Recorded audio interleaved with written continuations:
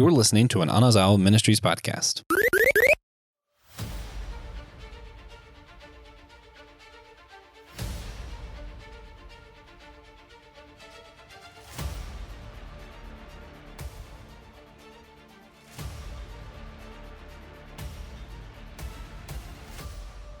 Do you have a favorite comic book series? One that you just have to get every new issue of no matter what? A pull list, if you will. Well, if so, buckle up. You're going to have fun with this month's comic book catch-up. We're talking about our regular pull list. What do we pick up every time it releases? What do we get? And not only that, patrons, this is a special episode. You guys are actually only going to be half of our audience, because we're repurposing one segment of today's episode for our regular feed. So if you're not on Patreon and you're hearing me say this, you're only getting one segment of this episode. If you want the full thing, go over to Patreon. We're going to talk about our full pull list over there. On our regular feed, we're going to be focusing in on a new part of my pull list, which is just going to be Miss Marvel and Wolverine, or Miss Marvel and Moon Knight, or Miss Marvel and Venom. It's a pretty interesting series that we're going to talk about. But before I keep rambling, I have to introduce the other host today. The one and only Will Rose is with me. He's the pastor of Holy Trinity Lutheran Church in Chapel Hill, and he's brought on a special guest because we haven't done a comic book catch-up in like 6 weeks, so we feel like we need to go all out this time. Pastor Will, would you care to introduce your guest today? Yeah, hello, everyone. Yes, it's good to be back. It's been a long summer. It's been a long time since being on the airwaves of systematic ecology and doing comic book catch-up, but glad to be back and glad to get into the swing of things. And I'm super excited, super stoked to introduce a friend of mine. He's new to systematic ecology, but not new to me. And he's new to Joshua, but this is Kevin Schaefer. And Kevin and I met a few years back at North Carolina Comic-Con here in the Triangle area of Durham, Raleigh, Cary. And we share the same comic book store, Ultimate Comics. And so we have our pull list at the same store that now has back in the day, it only had one store. Now it has 5 out there. Alan just keeps growing. He's going to franchise this thing soon. But they're in charge of North Carolina Comic-Con. And Kevin and I share some love of comics, but also figured out that we are both people of faith. And so I brought Kevin on to be on our panel at North Carolina Comic-Con, Finding God in Comics. So we shared a stage and shared a panel at a Comic-Con, and it was super fun. And he shares a wealth of knowledge about everything geeky, and super glad that he's here. Kevin, I know I've said a lot, but introduce who you are, what you do. You might have different memories of how we met, but go ahead and share away. Oh, no, thank you. And it was definitely through the whole NC Comic-Con scene. And I just want to say, it feels like an eternity since the last one. I actually just went to my first con since the pandemic about a month ago. I went to GalaxyCon in Raleigh, which that was a blast. And I got to meet Kevin Smith there. Had a really good time. Nice. But I do miss the days of pre-pandemic NC Comic-Con. But yeah, I'm here in Cary, North Carolina.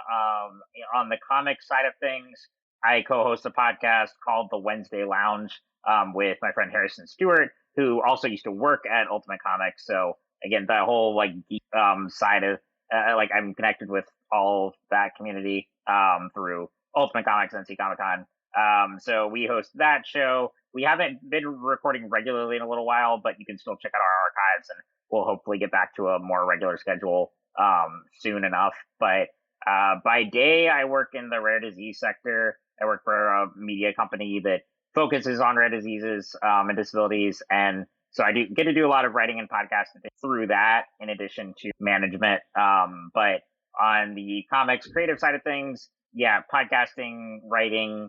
My only published comic is a short story in an anthology from a few years ago, but been writing scripts and submitting stuff ever since then. And through the Wednesday Lounge, Harrison and I are kind of working on a project right now. There's not much to say about it at this point because it'll be a while before we get it on Kickstarter, but it's meant to be a short anthology of stories we've created and worked with some great artists on. So, anyone who's ventured into the world of actually making comics knows that it takes a very long time. Mm. But it's a fun thing. I'm working on a story for that right now. That's awesome. I have a friend Yes. that I'm pondering creating a comic and thinking about Kickstarter. So me and you may off air grab a coffee to talk about the Kickstarter process and crowdsourcing and crowdfunding to help people support us in what we want to do. But yeah, it takes a lot of work. So as we start talking about comics, we start talking about our favorite comics. Man, it's not lost on me that there's a whole host of names on the whole page of creators, like 10 names of editors and inkers and colors. And it takes a lot of work just to create like a 22-page comic. A lot of people are involved in those things. So whether we like a certain comic or not, don't feel like they're going a direction we want with our favorite heroes, know that they are working their butts off when it comes to just producing a 22-page simple, quote unquote, comic book. Uh-huh. Yeah. I admire the creative process. Unlike my fellow two hosts for this, I have no desire to make my own comic in any sort. I purely want to read them and consume them. I am consumer only, and then I will get on here and talk about them. So if you guys make something great or something terrible, we will get you to fund it. Then you don't have to I'm create also broke. it. You get okay. I'm the worst of all worlds.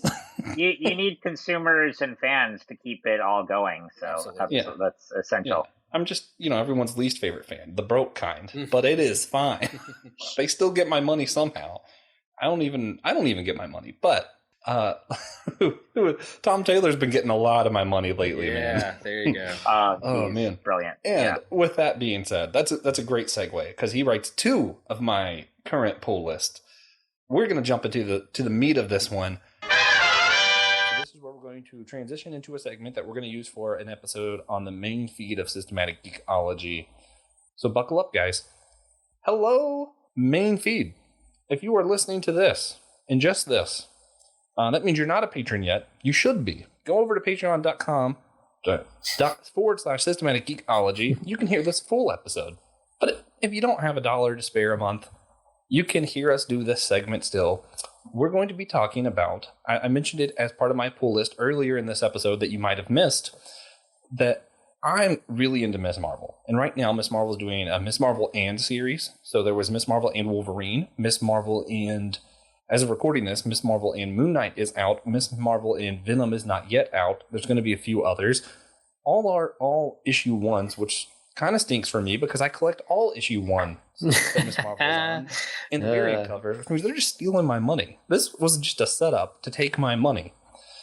But that's okay. Guys, this is Systematic Geekology. I am Joshua Knoll, one of the biggest Miss Marvel geeks out there.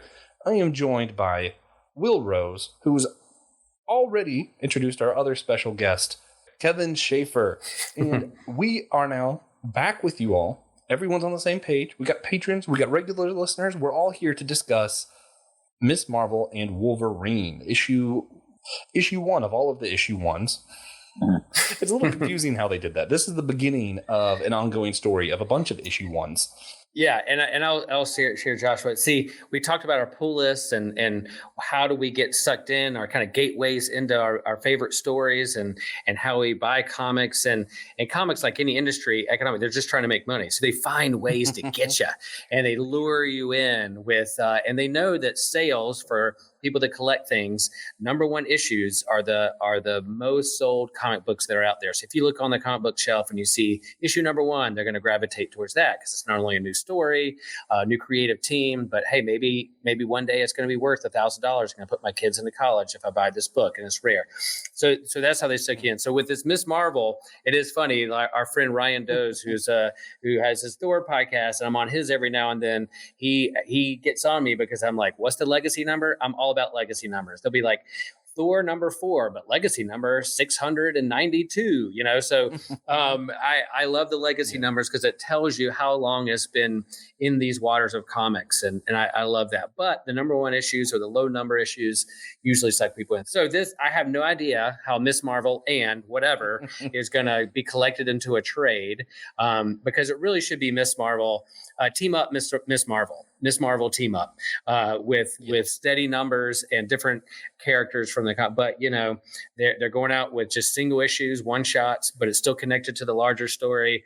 because they want Joshua to buy the variant covers of issue number 1, and they want to suck in new readers. They're just back to bamboozling me. They've been doing it since the creation of this character, and they will not stop. They know I love her too much. Yeah, that's it. Well, and I can imagine some really good variant covers for these ones. I mean, I know this one is the first one, and then the Moon Knight one just came out too. So with those characters, you can have all kinds of artists. My favorite are the Predator covers, since Marvel just obtained the Predator, so you have like... it's so cool. Yeah. Which, I'm pretty sure that's what this story is just building to a Predator story, I think. It's really hard to tell. Right. Because, you know, we're still sort of in the beginning. I don't want to spend too much time talking about the other parts of this. We're here to talk about Miss Marvel and Wolverine, but since I at least, I assume you guys probably have read Miss Marvel and Moon Knight as well, because Moon Knight's another one of my favorite characters. I do want to throw out there the art difference. That was phenomenal. The fact that I feel like Miss Marvel and Wolverine, I don't read a lot of X-Men comics, but that felt like Miss Marvel entering the X-Men world to me. What I read enough Moon Knight that the way that they did the art for it, it really did feel like Miss Marvel is in a Moon Knight comic rather than it's a Miss Marvel comic with Moon Knight in it, if that makes sense.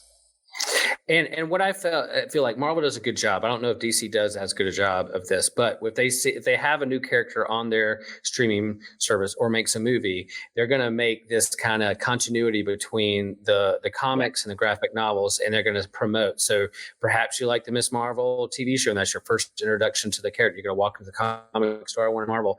Boom, there you see her on the cover with Wolverine. I think I know who that character is. Oh, there's a Moon Knight TV show too. Here she's teamed up with a Moon Knight thing. Oh, Venom's popular. That has a couple of movies, so why not team her up with him too? And so that she's walking through these universes to introduce to you these characters that hopefully that will be your favorite story, and then you'll come back in and you'll get a pull list and you'll put a part of your pull list, and then you'll discover the other variant covers and the other creative teams, and they'll just take $50 a week from you in the comic book store or something like that. Oh, they're very in sync there. I will say with DC, I mean, I love the DC universe, but I mean, I don't even want to get into all the Warner Media HBO drama right now, but suffice it to say, they do not have that same kind of parallel there where if like a new movie comes out, like I don't think there's going to be, you know, a big Black Adam comic on the stands when October arrives. But that's a shame.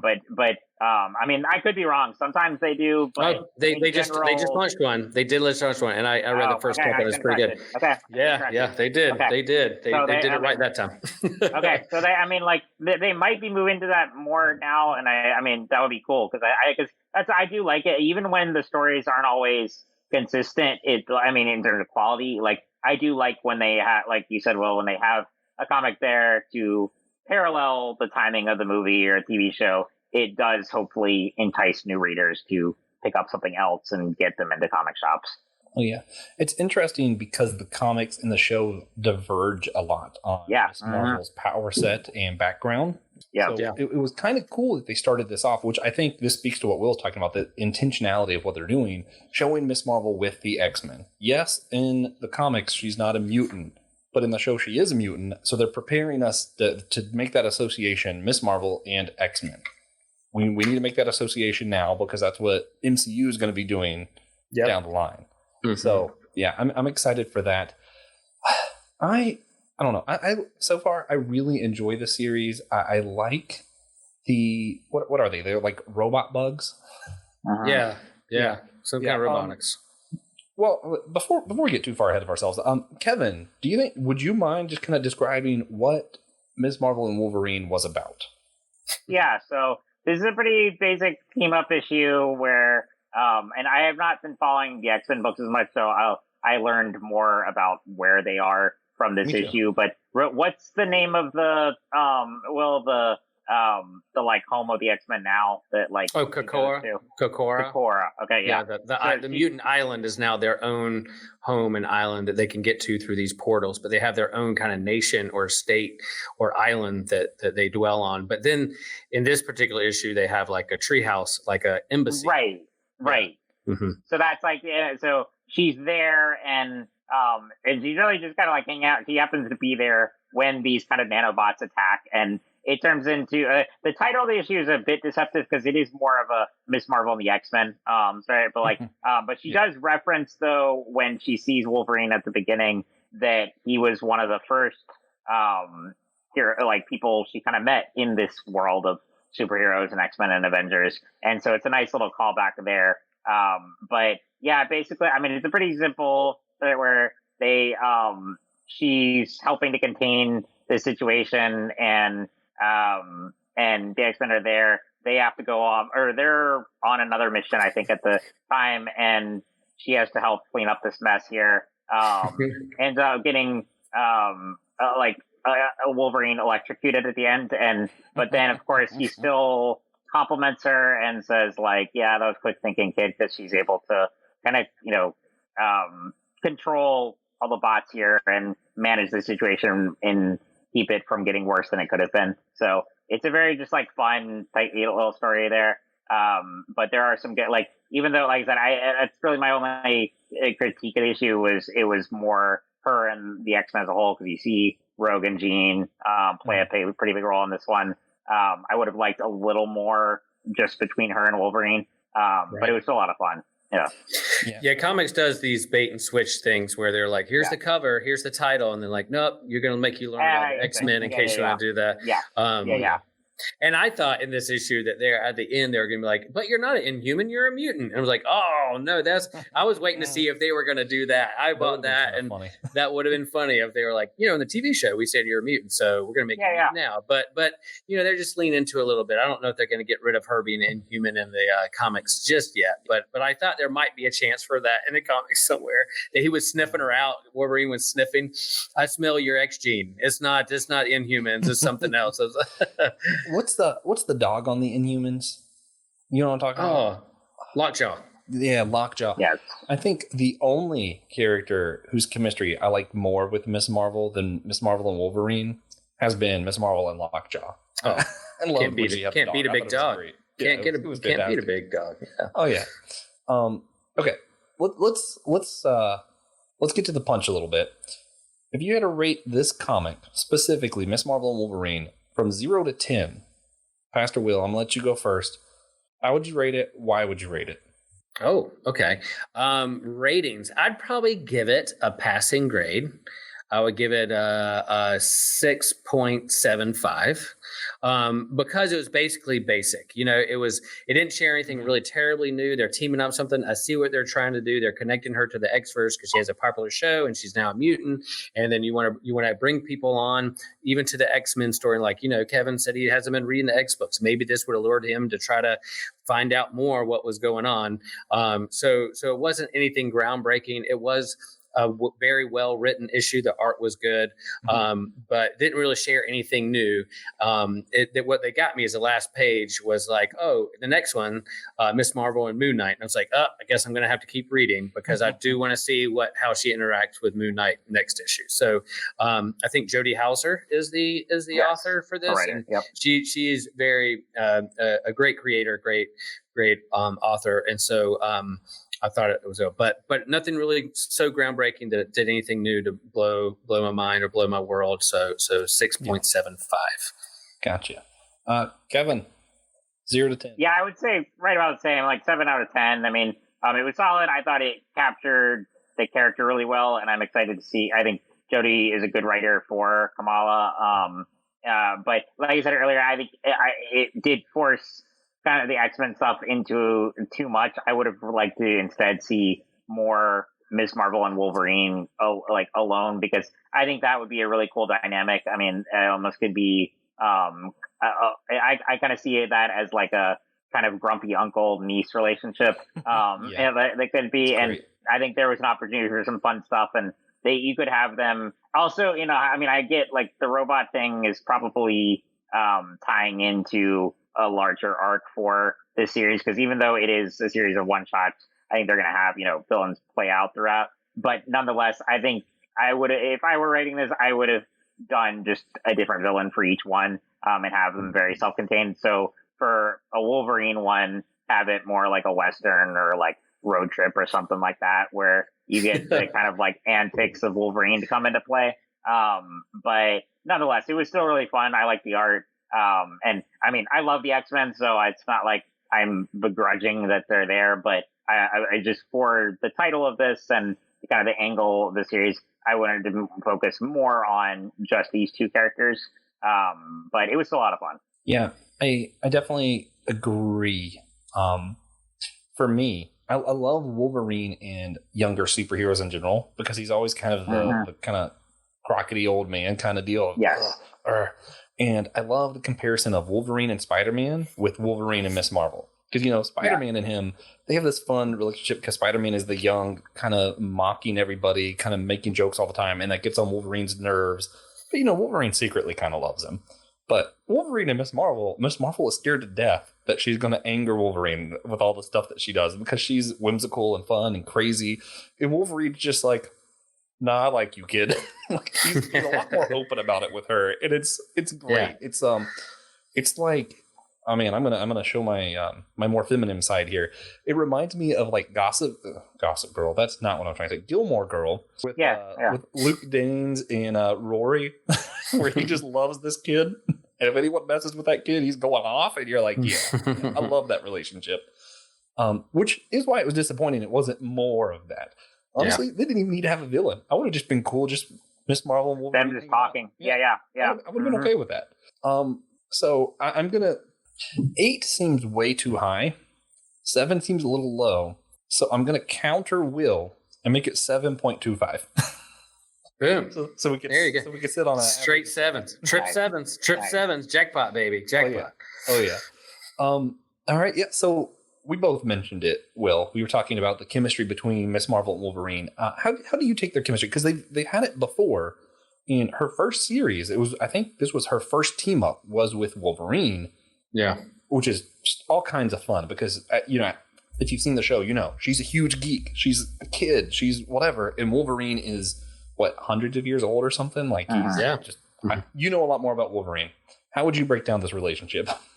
Yeah, I think it's good. It's natural. It's there. Wolverine has been in this position before because he's mentored and hung out with like Kitty Pryde is somebody that he took on way back in the day, and then Jubilee is one, and then recently a kind of a newer X character called Armor, which I love to death. I wish they'd use her more. She's an Asian superhero who like takes on like her kind of family ancestry, and it creates like armor force field around her. Is really cool. And so Wolverine put her under his wing, and so it makes sense that Miss Marvel the same. She's young, she's a teenager, needs a veteran to kind of bring in and give her an edge or bring her along and mentor. So I think those elements were there, and perhaps they'll keep doing it. Who knows? They might. Well, now in a TV show, Wolverine and Miss Marvel might team up together and be a part of a movie / TV. I'm sure it's down the road. Plus you have X-23. You have Wolverine, his clone, that's been a part of the X-verse for a long time, and in the movie Logan. And so there's that similar kind of chemistry of taking someone young, very similar, under their ring. And then you get two different personalities. Someone's gruff, edgy. I don't think he's smoking anymore in the comics. They took that out. But someone who used to have like a cigar hanging out of his mouth, and here he has this kind of like Muslim American teenager as a superhero is good. You put those two together, peanut butter and jelly works. Oh yeah. Kevin, you have anything else you'd like to add to the just kind of the discussion of their relationship? Yeah, I mean, I definitely see. That's what I like is that. It seems like a character who wouldn't mesh well with Wolverine, but again, I think that's the fun thing about him is that it's not even like a soft side. It's just like he likes characters with spunk and attitude, and they can be very different from him, but he still is one to appreciate people like Jubilee and like Kitty. And he's always had that dynamic, and so I think that's why it makes them, Miss Marvel and Wolverine, such a good pairing. And I would love to see more interactions like that. I mean, just because it's just a fun dynamic to have. Yeah, part of me wonders, and this is not something we plan to talk about, but I do this. He does this every episode. Yeah. Not every now and then, every episode. It's true. DJ, and I'm all for tangents. Yeah. The Whole Church podcast.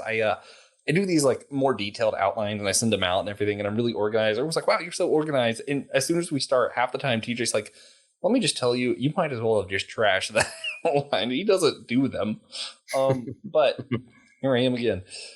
I wonder how much of it is, and this might be me reading into it too much, is Wolverine going, I wish I was still like that. Because I know that with me, that's one thing I love about seeing younger people or people who have more positive outlooks than I sometimes have, is just remembering, I want to preserve that for them as long as possible. Because we live in a dark world, Sometimes it's just nice to see someone who still has that innocence, that has the fun, that has the happiness and all of that. And you're like, yeah, let's let them put off getting jaded as long as possible.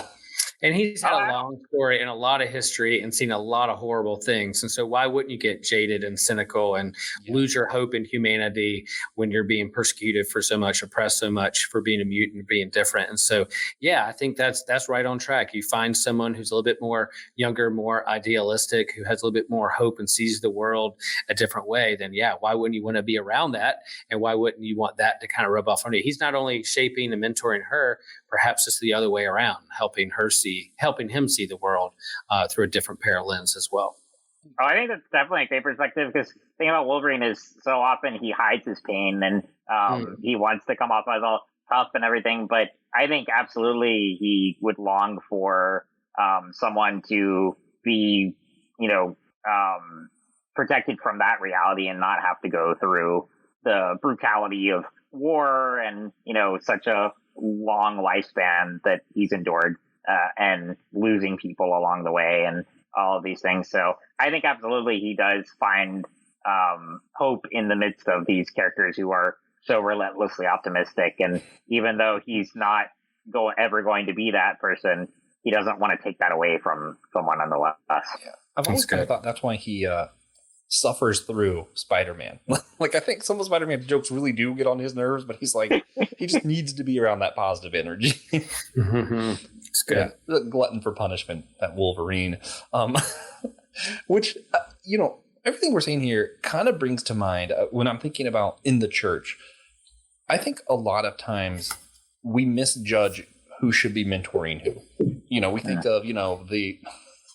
Not to pick on Pastor Will, but we think of the Pastor Wills, the wise, happier, the soon-to-be 50-year-old, guy. And I feel like sometimes we forget that there's also these Wolverines out there that might seem a little harder around the edges, that in a way are going to be more protective, might even be just as good or better mentors than even Pastor Will.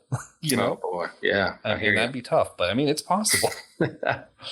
So I don't know. What do you guys think that we occasionally misjudge who should be mentoring or misjudge where discipleship needs to be taking place?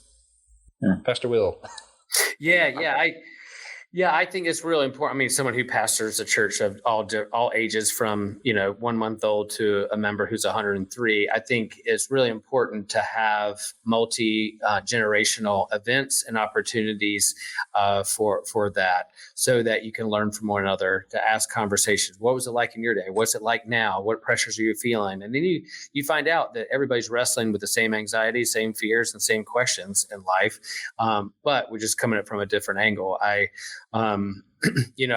That's why we don't separate children's church to church in our church. We keep them all together. And so if there's a baby crying or a kid restless, our older members just have to stick up with it, because that's the sound of the church of today, and vice versa. Like having our younger ones help our older ones up to get communion. Like I want them all in the same room together, worshiping together. And we have different moments and opportunities to do our own things in our age groups, because that's important. But I think having multi-generational events and opportunities to have conversations is super important. Kevin, do you have anything you'd like to add to that? I mean, I think if you had a congregation or leader team for church or for any community that was all relentlessly positive people, it would drive everyone crazy. So I think absolutely we're meant to have different gifts, different outlooks, and different perspectives that we bring to the table. So that's why, the person who looks grumpier maybe, or just like more jaded, actually you can learn a lot from, and they may not be as, they may not be that kind of, as jaded as you might anticipate. They just have a different appearance, a different composure than other people, but they actually have a lot of wisdom to offer. Yeah. Man, you both kind of opened up some cans of worms there. I know there's a lot of different philosophies amongst different churches of how we handle children and youth ministries. And I like a little bit of both personally. I do think there's a place where, hey, let's do something that's just specifically for the children. Let's go all out, make a huge, cool children event, that kind of thing. Yeah. But I also do think we malnourish children's spirits when we never allow them to be part of the regular service, when we don't treat it like real ministry, that kind of thing. Right. When we have the setup of youth have someone slightly older than them as the youth pastor, and then he answers to a slightly older pastor, and then, you know what I mean? Like that discipleship doesn't always look like that. So I do think that's a really interesting aspect, and having all the church together for your main services. And I'm not saying every church has to do it that way, but I do think it's important that we include all ages together sometimes. Because sometimes you might find that a young child even maybe lost their grandparent, and what they desperately need right now is an older woman of the church to come in their life. You don't know what's going on in people's lives. So it's important to create the opportunities for those kind of relationships to form. And then talking about the way things look, and this is going to be, I am like the opposite of Wolverine. I have gone through my own stuff, my own crap, and I probably am a little jaded, but rather than showing it by being kind of a dark and grungy kind of thing, I just constantly make jokes. I act like Spider-Man to cope with my Wolverine-ness. But the problem with that, especially being someone with ADHD, oftentimes my energy and my, inability to pay attention all the time comes off as I'm immature. And sometimes people will go, well, we don't want him mentoring. I mean, I don't think they would ever say that to me, but they're not going to pair me up thinking that I have the ability to sit down and really pour into someone and do that wise kind of moments. And the only reason I say that, I know this because I've had those moments with youth, and pastors have been like, I didn't know that side of you existed. And I'm like, yeah, he's here all the time. I just have to cope by making these jokes. Also, I'm ADHD and I can't pay attention, so I might as well joke about that too. And I don't know. I feel like it's important that we point out your expectations aren't always going to be what discipleship looks like. Yeah, I think there's a mutuality to that. Like it's not just a one-way street to mentorship. There's, when we take our youth on a service project or to a nursing home to sing, yes, we say, look, it's not just you serving them, or that, you're the only one who's there for the other person. You're going to learn something from them back and forth. And so there's a mutuality between the two. Every relationship should have that, and does have it, seen and unseen. So yeah, I think it goes both ways, and that usually is what happens when you do a service project or mission trip to go somewhere else to serve. You're going to get more out of it because you're learning from the people that accompaniment. We're not coming to be the white knight to save you. I want to hear your story. I want to, so that your story can affect my story and my story affect yours. Yeah. There's actually a geek parallel I have to this, of like in the first season of Young Justice, when they're the teenage superhero team that Batman and all of them are overseeing. And I mean, I love Batman, but he's also can be the worst mentor in many ways, because he always over that's, I think, a big difference between Batman and Wolverine. Wolverine is not the kind of coddles the and restricts the younger superheroes. He's putting them with the fight alongside him. Batman is a lot more protective, and sometimes to a fault. And in Young Justice, you see that where Roy Harper just goes off and is like, I'm done with this kid stuff, and wants to be, his own hero. And that's why, you were mentioning Titans earlier. Titans is the edgier, version of Teen Titans. And I actually enjoyed a lot. I've been with that show since the beginning when it was still on DC Universe. So I have even with its huge divergences from the comic and, up and downs in terms of quality, I have kind of a special place in my heart for it because it was the first DC Universe show. But yeah, I think you see this a lot in Dynamics of Superheroes with the older ones. You see a difference between the ones who are no, those kids are just as important and have much to bring to the table as we do. And then the ones who are let's keep them in their place. Yeah. And that definitely plays out in the church and in plenty of other areas in our world. Yeah, and that brings up another important part of discipling that I think is just important since you mentioned it. We aren't supposed to be hovering over people. You know, I love Wolverine fights alongside them. They learn together. You know, you brought up earlier, Wolverine learns from Miss Marvel too, that have that positive attitude. He needs that. And when you see, especially if you watch Titans, for me, you see where Batman's more coddling, more overprotectiveness actually causes his followers, so to speak, to kind of fall away. Yeah. They get so they feel so isolated that they, react against that.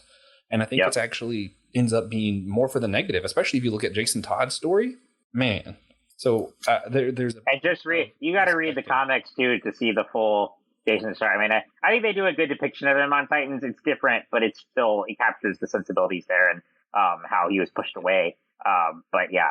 Which run does that story? Because I actually... Well, the original Under the Red Hood, which actually came out, there's always this big controversy of did Marvel steal from DC or DC steal from Marvel, because Winter Soldier and Red Hood came out so close to each other. But I still don't I always forget which one was published first, but they were so close to each other that I really don't think one stole from the other. It just happened to be that they came out around the same time. But I would read that one. And then Red Hood has had a really fascinating story since then, because he was initially, when he came back as Red Hood, he was a villain. And then he's had a story similar in kind of way to Winter Soldier, where he's become more of an anti-hero.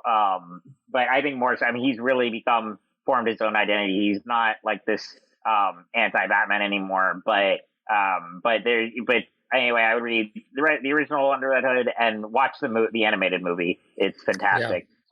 And then read Red Hood and the Outlaws, I think is a really good one. So is that Batman Under the Red Hood by Judd Winnick?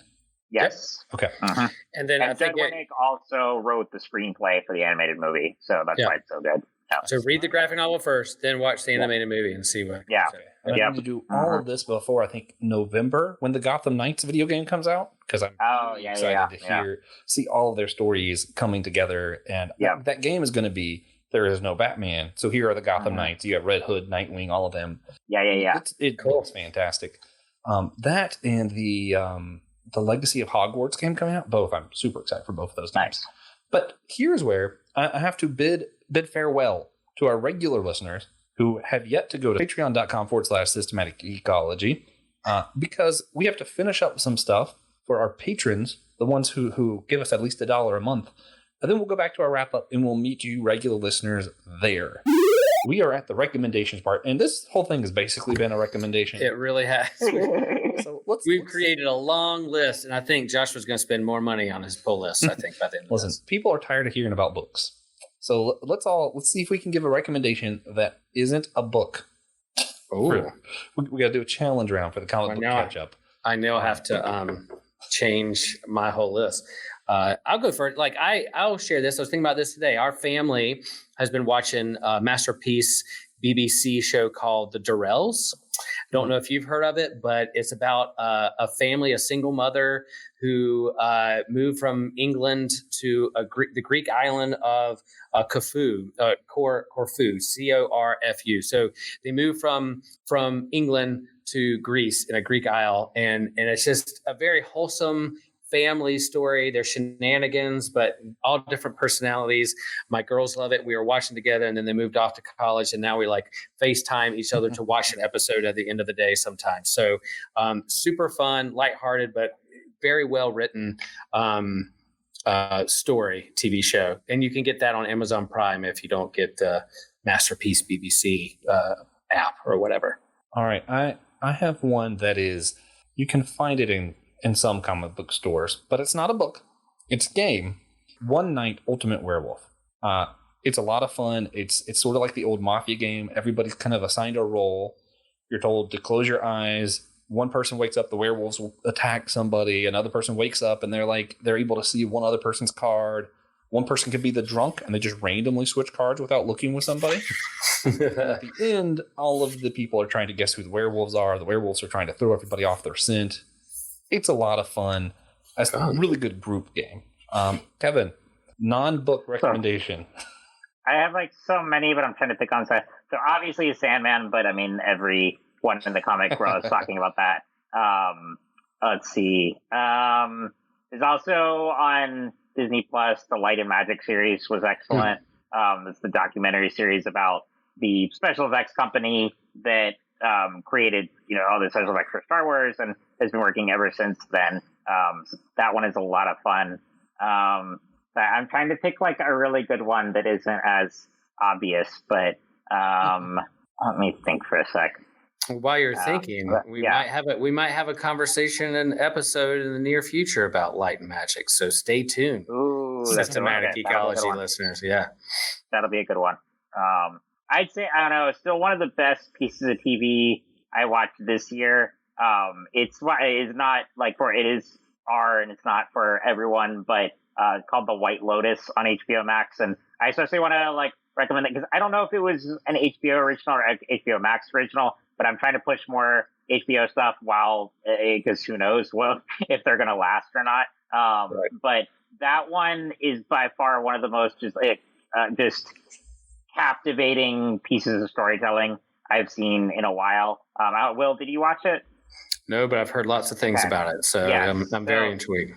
It's the basic premise is that there are these three groups who come to this luxurious island in Hawaii for a week, and they're staying there. And this isn't really a spoiler because it's in the opening scene, but the opening scene is a week after the vacation, and all you know is that someone died during the trip. You don't know how, you don't know who, but you have that lingering mystery there while the series, because it's only 6 episodes, I think, and you have that lingering mystery, but then it is also just so funny and subversive, and I think there are as many socio-political themes as there are in the show. There's also, I think, interesting things to be said about faith and everything else, and so I could not recommend that series enough. I think it's one of the best written pieces of TV I've seen this year. Nice. Yeah, sounds like my kind of style of thing. Yeah. I think my favorite streaming services right now are probably HBO Max, Disney Plus, and Paramount. Of the three that I'm like, I love these three because I get my Marvel, my DC, and my Star Trek, and I'm like, I'm good. I am good. Nice. All right. Well, with that being said, Kevin, remind our listeners one more time, where can they find your other podcasts and everything you do? Yeah, so the Wednesday Lounge you can find on Spotify. I got to see if we're on Apple or not. I should know that, but just search Wednesday Lounge on Spotify. Like I said, we haven't recorded regularly in a while, but you can check out our archives there. We've got some really good episodes. This isn't comics related, but the work I do for work, I work for a company called BioNews. That's a network of rare disease websites, but I have so many nerd references and stuff in my column, Embracing My Inner Alien. So that's on SMANewsToday.com. And the podcast I do with that is the SMA News Today podcast. And that one is discussions with people in my disability community. So that's also awesome. Anyone is welcome to listen to. Kevin, what does SMA stand for? Like acronym for? It's short for spinal muscular atrophy. So it's a neuromuscular condition I've lived with my whole life. And and in that column, even though it's for, a healthcare website, I, told them from the beginning, I'm going to write about geek culture and all the things that intersect into my life. And so I think that's, anyone is welcome to enjoy that. And then I'm on Twitter and Instagram. Awesome. Well, guys, with that being said, be sure you check out all of the other projects Kevin's a part of. And if you want to hear everything else that Will and I are on, or the other episodes of this and some of our other projects, you can head over to systematicgeekology.org. There's a drop-down menu where it says host. Just click that, click on our names, shows all the stuff that we're on. If you want to let us know what you've been geeking out on or what you think we should be geeking out on, same website, there's another link for that. We'd love to hear from all of you. And of course, we would love it if you guys would just try to remember that we are all a chosen people, a geekdom of priests.